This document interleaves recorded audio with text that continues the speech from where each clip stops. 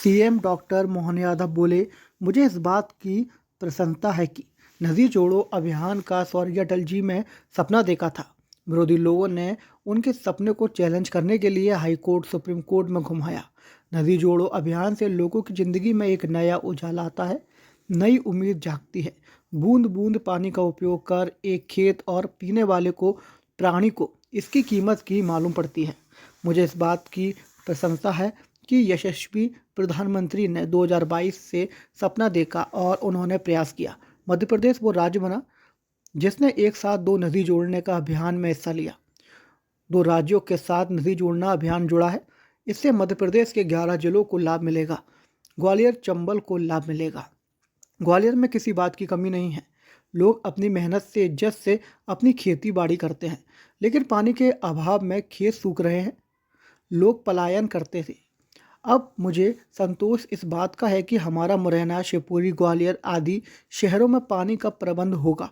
साथ ही गुना से लेकर शिवपुरी, राजगढ़, ब्यावरा, इंदौर, उज्जैन जैसे 11 जिलों को इसका लाभ मिलेगा।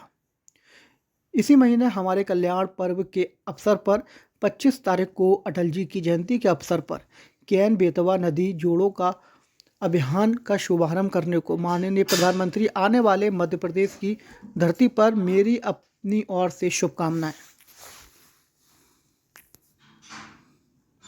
मुझे इस बात की प्रसन्नता है कि नदी जोड़ो अभियान में स्वर्गीय भारत रत्न अटल बिहारी वाजपेयी जी ने ये सपना देखा था और विरोधी लोगों ने उनके सपने को कई बार चैलेंज करते हाई कोर्ट, सुप्रीम कोर्ट, पता नहीं कहाँ घुमाया, लेकिन अंततः नदी जोड़ो अभियान से लोगों की ज़िंदगी में एक नया उजाला आता है, नई उम्मीद जगती है।